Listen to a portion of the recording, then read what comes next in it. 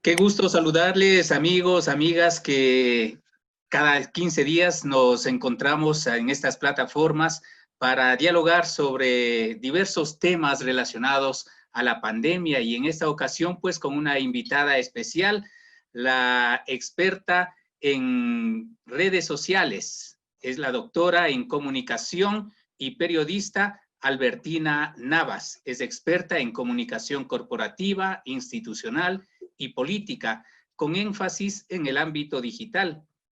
Es autora de varias publicaciones de circulación internacional, es miembro de Signis Ecuador y de representante de Signis América Latina en la mesa de discusión de comunicación digital de la Red Global de Comunicadores Católicos Signis y es consultora senior en la región. Además, ha sido invitada como consultora también para la Conferencia Episcopal Latinoamericana CELAM. Así que nuestra invitada tiene un palmarés muy distinguido, es experta en el tema que ahora nos convoca y estamos muy orgullosos, diríamos, de tenerlo en nuestro conversatorio de esta tarde, a Albertina Navas, que estamos seguros pues nos orientará sobre qué medidas, qué acciones debemos adoptar para evitar caer en lo que nos ha afectado últimamente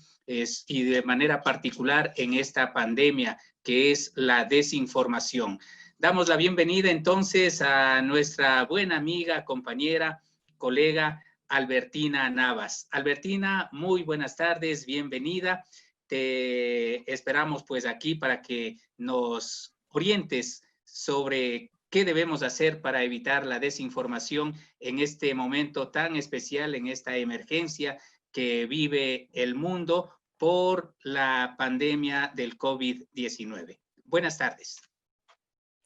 Muchas gracias, Pepito. Muchas gracias por tus gentiles palabras de introducción y muchas gracias a Signis Ecuador y Signis América Latina y Caribe por esta invitación junto a estos estupendos aliados que nos apoyan en esta iniciativa. Creo que nos convoca un tema de muchísimo interés. Solo quiero confirmar que ven mi pantalla. ¿Sí? Sí, se mira. De acuerdo, muchísimas gracias. Bueno, el tema que nos convoca esta tarde es de muchísimo interés y de muchísima actualidad. Y es el tema de esta infodemia, es decir, de esta pandemia paralela de desinformación que estamos viviendo a través de todos los canales digitales. Lo que quisiera que lográramos en estos minutos de charla introductoria para después abrir a la reflexión conjunta es que logremos identificar cuáles son estas características de los fenómenos de desinformación y cómo podemos hacer contrapeso en un contexto comunicacional complejo. Para esto solamente unas cortísimas normas de convivencia, solo para evitar el eco. Les agradezco mucho, amigos, si podemos apagar sus micrófonos. Si no hay problema, pueden tener sus cámaras prendidas, eso está muy bien. Y cuando abramos al tema de las preguntas, entiendo que Pepito me va a ayudar con la moderación. Muy bien, entonces iniciemos, queridos amigos. Entiendo que la mayoría de ustedes también son comunicadores como yo, así que es muy importante que partamos de un análisis de contexto de cómo leer el entorno en términos de comunicación, porque comprender el entorno también va a definir cómo podemos acercarnos a comprender estos procesos como el de la desinformación. Entonces, partamos, les invito a ver la diapositiva que tenemos en este momento en sus pantallas. Es una gráfica que la empresa Ipsos hizo para de alguna manera retratar las fases que estamos viviendo durante el aislamiento. Partimos en un primer momento de la incredulidad. Todos pensamos en un momento que quizás era un fenómeno muy lejano que iba a pasar sobre en Asia y que no nos llegaría. Y sin embargo nos llegó y de un momento a otro tuvimos que prepararnos. Claro que esa preparación en muchos de nuestros casos tomó un par de horas. Por ejemplo, yo aterricé en el aeropuerto de Quito cuando lo estaban cerrando. Fui directamente a la casa de mi madre y no volví a salir en 77 días. Así que ese proceso de preparación, por ejemplo, en mi caso tomó el desplazamiento del aeropuerto a la casa. Y así cada cual tiene su historia. Una vez que empezó este tiempo de aislamiento y confinamiento, empezamos a iterar en tres momentos distintos. Uno primero de aclimatación, donde ya tenemos horarios, empezamos a tener ciertos hábitos y nos empezamos a acostumbrar en la medida de lo posible a la situación. Luego tenemos momentos de resistencia donde nos empezamos a cansar, donde nos empezamos a sentir incómodos y no sabemos un poquito cómo poder, qué hacer para sentirnos mejor. Y luego viene un proceso de ajuste y ahí hemos iterado. En los países en que ya ha empezado, como en el caso del Ecuador, el desconfinamiento, quienes ya empezamos a salir y a retomar nuestras actividades habituales, hemos estado pasando en procesos entre el alivio de poder retomar nuestras actividades normales y temor de ser contagiados o temor de volver eventualmente a una situación de confinamiento. Que comprendamos todo este panorama es muy importante porque va a definir algunas necesidades informativas de nuestras audiencias y porque claramente nos hace ver que estamos en un contexto de altísima incertidumbre, de mucha angustia, de frustración y de miedo. Sobre esta base, el propósito de esta diapositiva no es entrar en el detalle del tiempo que le va a tomar a cada uno de los sectores económicos recuperarse, pero lo que sí quisiera ver es que esta gráfica de Deloitte lo que nos invita a pensar es que va a ser un proceso progresivo y además de un mediano o largo plazos. Es decir, por lo menos vamos a tener hasta fin de este año un contexto de comunicación extraordinario que va a definir un poco la manera en que nos relacionamos con los distintos actores del entorno. En este contexto, he identificado 4 fenómenos comunicacionales que están ocurriendo que es importante que los miremos y los analicemos con claridad. El primero es efectivamente el que nos convoca esta tarde y que de alguna manera es transversal a todos los otros, que es el proceso de infodemia. ¿Cuál es la particularidad de la infodemia? A diferencia de la infoxicación de la que se empezó a hablar a finales de los 90, que era un proceso o un fenómeno que implicaba una sobrecarga informativa que excedía nuestra propia capacidad de gestión de la información, la infodemia viene con un detalle adicional y es que en esta sobrecarga hemos perdido también la capacidad de discernir cuál información es valiosa respecto de la no valiosa y cuáles fuentes son confiables respecto de las no confiables. También estamos experimentando un contexto de hipersensibilidad, es decir, se están manejando narrativas con cierta dosis de manipulación que tienden a los extremos, a satanizar o a sacralizar a distintos actores del entorno. Entonces, pues los médicos, los bomberos, los científicos son los héroes de la humanidad, lo cual no es que no merezcan ese reconocimiento. Sin embargo, se está haciendo una narrativa de opuestos, donde entonces hablamos de héroes versus villanos, de buenos versus malos, de conscientes versus inconscientes, de los que defienden la vida quedándose en casa versus la que no la respetan saliendo a la calle. Y esto es peligroso en términos de comunicación, porque al no quedar nada en la mitad, empezamos a perder el equilibrio y a empezar a filtrar esa realidad desde una lógica de opuestos, de blancos y negros sin matices. Tercero, hay un fenómeno muy importante que es que hay que comprender que estamos en ciclos atípicos, es decir, los comportamientos no son los habituales de hace un poco más de 100 días. Por ejemplo, esto lo vemos reflejado en las plataformas digitales. Solamente en Google, desde febrero de este año, a diferencia de diciembre de 2019, hemos registrado 100 veces más búsquedas que las habituales en este buscador. Estas búsquedas, además, el 60% de ellas está enfocado en COVID y en todos los temas relacionados. Además, las redes sociales están registrando 5 veces más densidad de publicación que lo habitual. Solo por darles un ejemplo, Twitter pasó en 2019 de un promedio de 500 millones de tweets por día, lo cual es 7,000 tweets por segundo, a un promedio en 2020 de 700 millones de tweets por día, lo cual es un promedio de 9,000 tweets por segundo. Esto significa que hay sobrecarga informativa, pero que también la reacción va a ser amplificadamente favorable o amplificadamente desfavorable. Ciclos atípicos. Y finalmente, estamos enfrentándonos también a un proceso de desinformación, que es el que nos convoca esta tarde y que lo vamos a ver en más detalle, que es muchísimo más complejo que hablar de fake news porque tiene que ver con más matices derivados de no solo de la veracidad, sino también del contexto y otros elementos claves que ahora vamos a compartir. En este contexto, ¿cuáles son los intereses informativos que Google nos permite inferir a partir de las búsquedas? Pues en Ecuador tenemos 3 intereses claros que son los más recurrentes.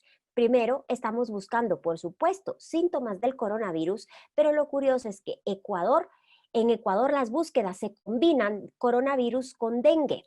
¿Por qué? Porque en Guayaquil hubo en un momento dado un rebrote de dengue y entonces, a diferencia de otros países donde hay el mismo interés informativo prioritario, en Ecuador lo particular es que se combina coronavirus con otra enfermedad que en este caso es el dengue. Segundo, por supuesto, hay un interés de las cifras, los casos, la situación de cada provincia, el semáforo, etcétera.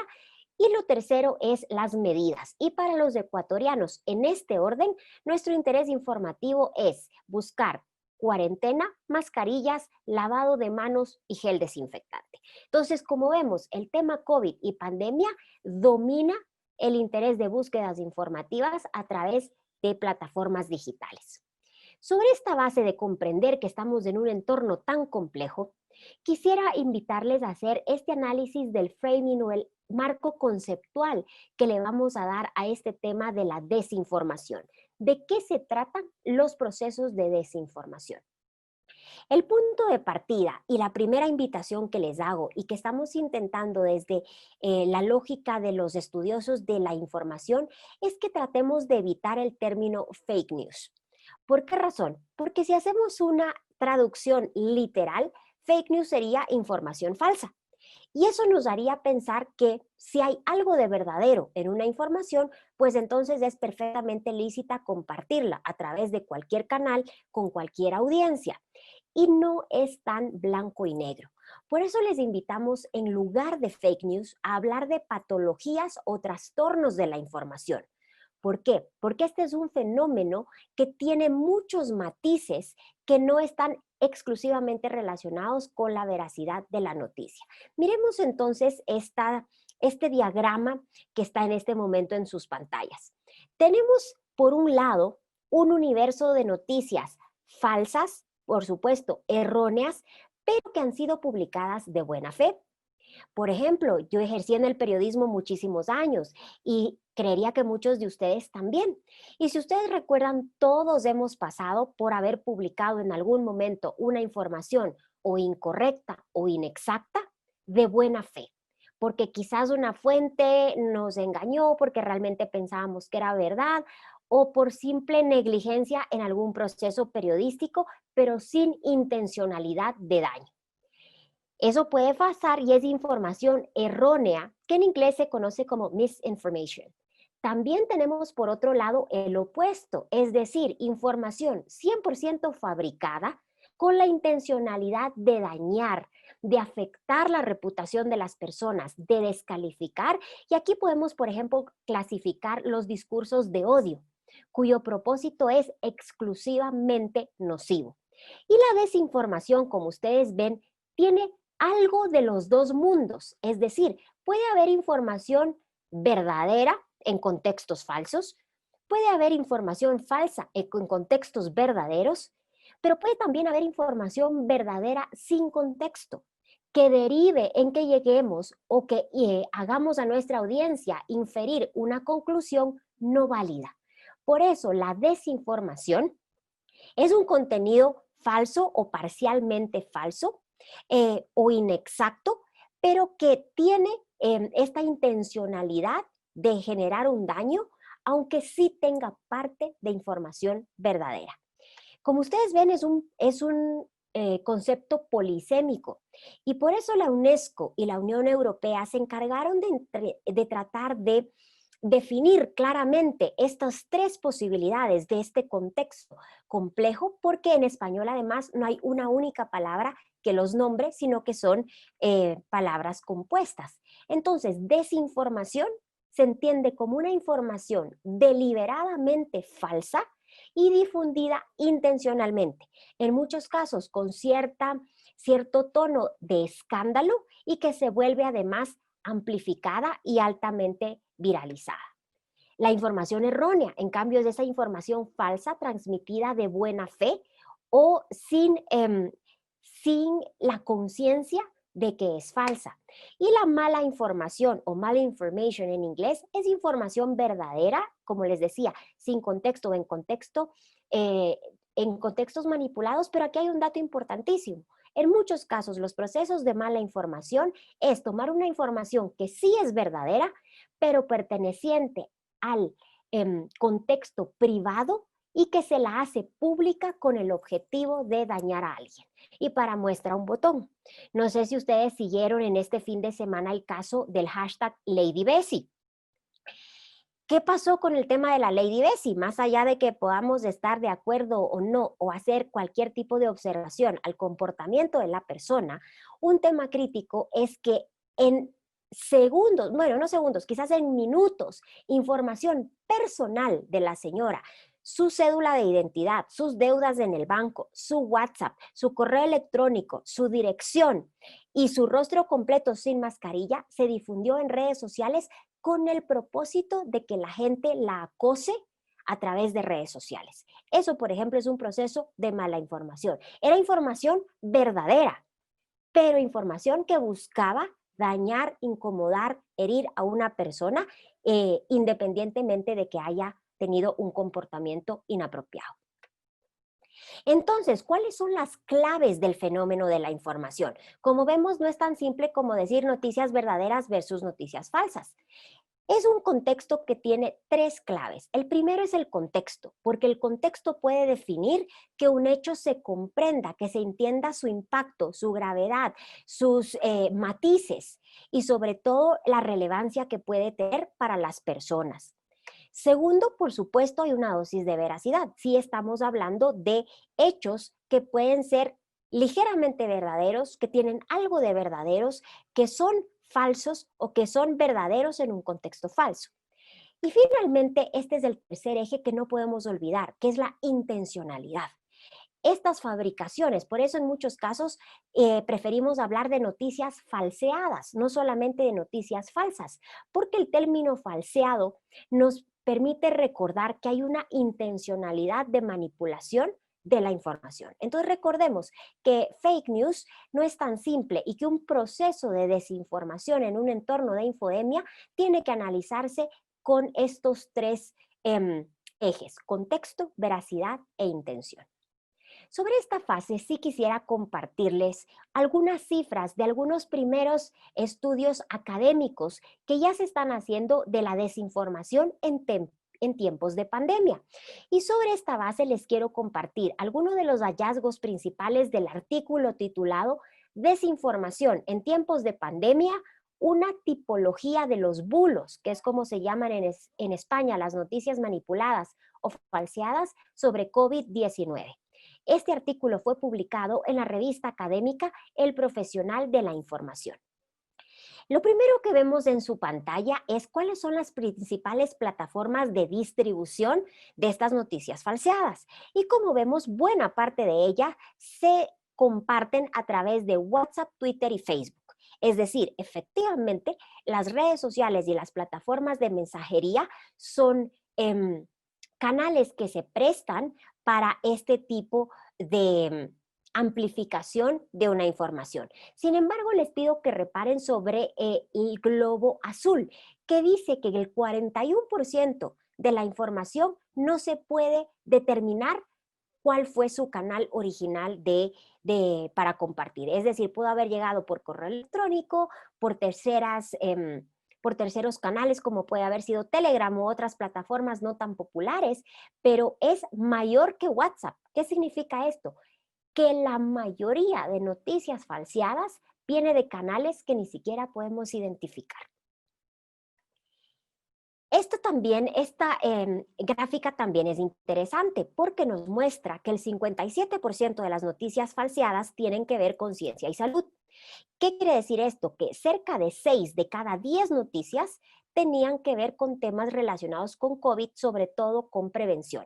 Y aquí están todas las noticias del estilo: si usted huele vinagre no se va a contagiar de coronavirus, si usted toma un tecito de jengibre con manzanilla se va a recuperar más rápido, si toma todos los almuerzos la sopita de la mamá no le va a dar, y todos esos tipos de información de alguna manera ingenua, pero que no tienen ningún respaldo científico. Y aquí les quiero comentar algo. Lo que a mí me preocupa de esta data no necesariamente es la calidad de la información, sino que personas que en teoría son formadas, informadas y críticas se permiten compartir esa información por si acaso. Y ahí es donde viene el problema, porque la información me puede parecer a mí ingenua, pero si yo la leo en el timeline o en la cronología de una persona a quien le tengo mucho respeto y admiración personal, profesional, laboral, etcétera, puedo tender a pensar que esa información es verdadera.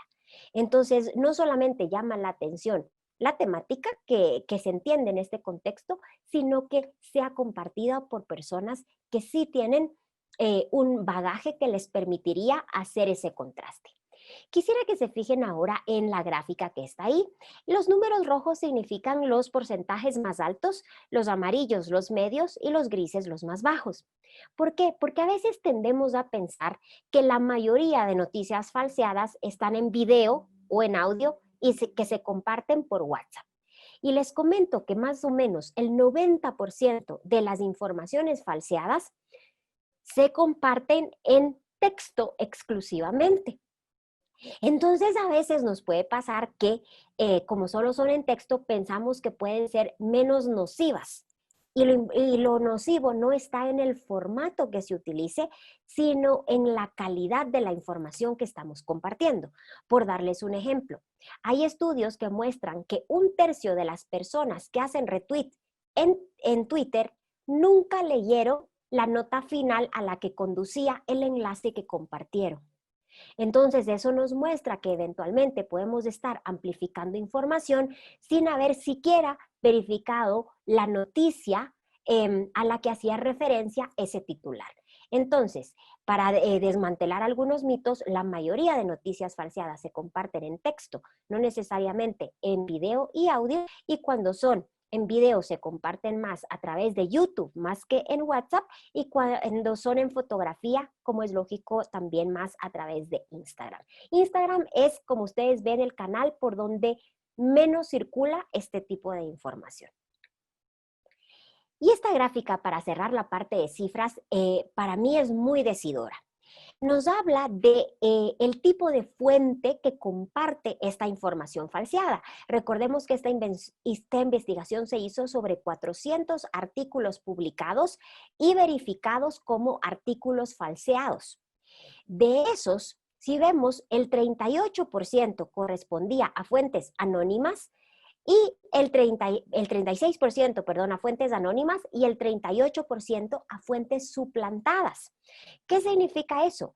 Que cerca del 70% o 7 de cada 10 noticias falseadas que encontramos a través de distintos canales en Internet pudieron haber sido identificadas oportunamente como noticias con alta probabilidad de ser dudosas, inexactas o con falta de rigor. Entonces, ¿qué nos puede motivar a compartir una noticia de una fuente anónima? Pues tenemos que tener cuidado. El solo hecho de que venga de una fuente anónima ya debiera ser una primera alerta sobre la veracidad o validez de esa información. Y tenemos que tener cuidado con la fuente suplantada, es decir, con fuentes que son muy cercanas a la original, pero que no son las originales.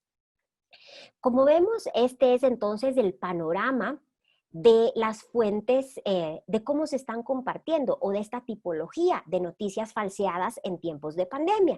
Y sobre esta base quisiera entonces compartirles estos protocolos que les sugiero de cómo podemos, a través de tips muy sencillos, defendernos o de gestionarnos de alguna manera positiva en este entorno tan complejo. ¿Cuáles podrían entonces ser tips para reconocer esas noticias falseadas? El primero es verificar la fuente, es decir, una acción periodística a la que nosotros, si somos comunicadores y periodistas, estamos habituados. Y fíjense ustedes, todos los presidentes tienen lo que se llama cuentas parodia, es decir, cuentas que que quieren emular la cuenta original y que tienen un pequeño cambio. Ese pequeño cambio puede estar en la fotografía del perfil, en el nombre de la cuenta o en la biografía. Incluso fíjense, la segunda se llama Donald Trump. La tercera se llama Donald Trump con doble T. Y las fotos son muy parecidas. ¿Qué es lo que nos permite darnos cuenta cuál es la cuenta que de verdad responde a su titular? Es la que tiene el chequecito o la palomita azul al lado del nombre. Entonces, sí es importante que tengamos ese tipo de precaución, de que cuando vayamos a compartir noticias de fuentes oficiales o de fuentes políticas o de fuentes gubernamentales, miremos si son de cuentas verificadas. Por ejemplo, en el caso del Ecuador, hay unas cuentas parodias parecidas al Comercio, que en vez de llamarse El Comercio se llama El Mercioco. O en el caso de Guatemala, que uno de los principales medios es Prensa Libre, hay uno que se llama Prensa y Libre.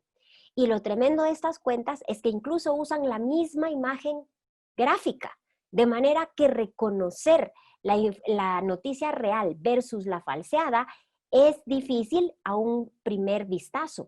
Hay que entrar a la información, leer el titular y ya empezar a detectar otros aspectos. Entonces, lo primero, compartamos cuando es información oficial de cuentas que sean verificadas, porque implica que la red social hizo un proceso que en teoría tiene cierto nivel de rigor para poder determinar que esa cuenta pertenece a quien dice ser su titular.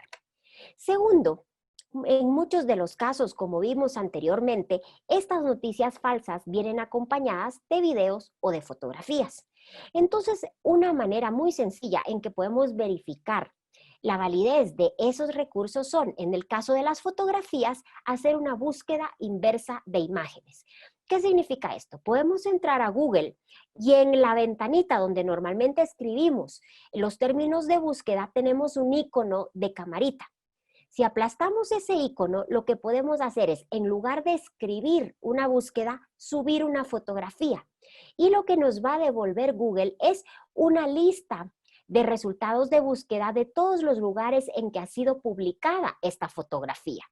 ¿Esto de qué nos sirve? Por ejemplo, si estuviéramos buscando una noticia que ayer fue publicada como un escándalo de una noticia reciente y vemos que esa misma fotografía ya se publicó previamente en otros países y en otros medios, pues ya tenemos suficiente evidencia de que esa fotografía o ha sido alterada o está siendo intencionalmente manipulada en un contexto que no le corresponde.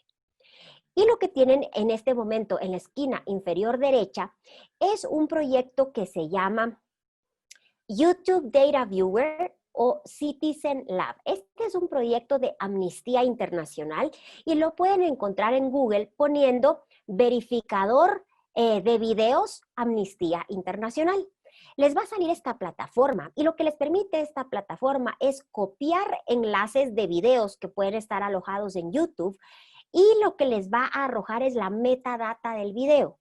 ¿Qué significa eso? Les va a decir cuándo ese video fue subido al YouTube, quién lo subió, cuántas veces ha sido subido.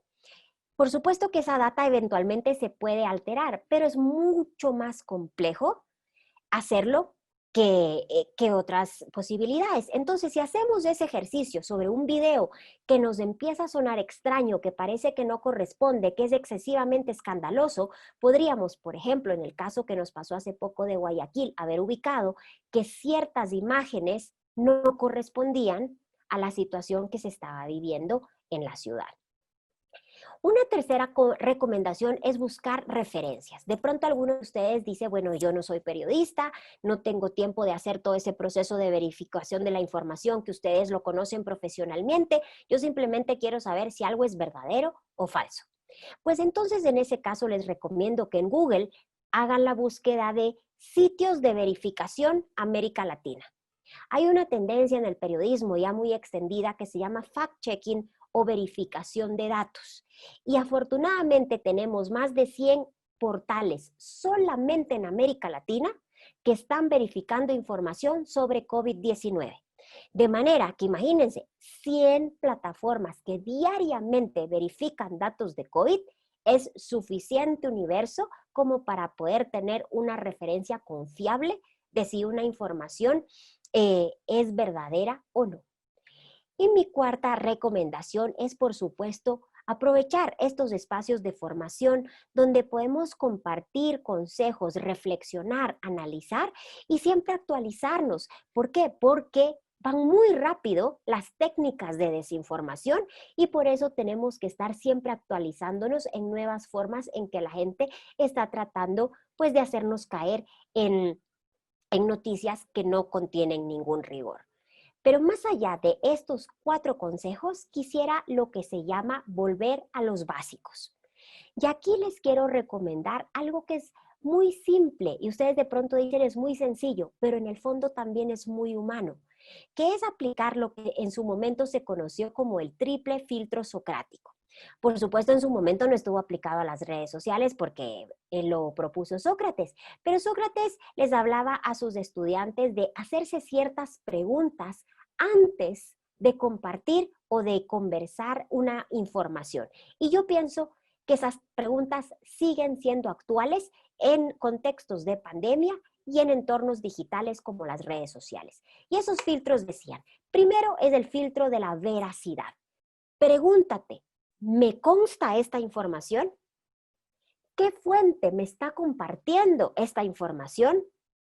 ¿Qué evidencia de primera mano tengo para afirmar que esto es verdadero? Entonces, hazte esas preguntas como para validar más allá de que te suene lógico o te suene verdadero y cuáles son esos respaldos de evidencia a los que nos podemos referir. Segundo, es el filtro de la bondad. ¿Qué significa esto? Sócrates nos invita a preguntarnos, ¿a quién le beneficia que yo publique esa información? ¿Por qué? Porque eso nos puede ayudar a identificar posibles agendas ocultas. Agendas que pueden venir de cualquier vertiente, agendas políticas, agendas económicas, agendas pues simplemente que responden a egos, pero preguntémonos, ¿a quién le beneficia esta información? ¿Es tal vez esta información compasiva con las personas que son protagonistas de la información? Y volvamos al ejemplo de los videos lamentables que en su momento se compartieron sobre Guayaquil. Fíjense que eran verdaderos en buena medida, es decir, buena parte de la información que se compartía en esos videos correspondía a la realidad. Sin embargo, ¿acaso nos preguntamos alguna vez, ¿cómo le puede ayudar al dolor de estas familias que yo comparta esa información? ¿Acaso nos preguntamos si estábamos compartiendo algo que dignificaba la situación, el dolor, la muerte que estaban viviendo estas familias? ¿De qué manera estábamos abonando a que estas personas sean tratadas de una manera humanizante y no degradante?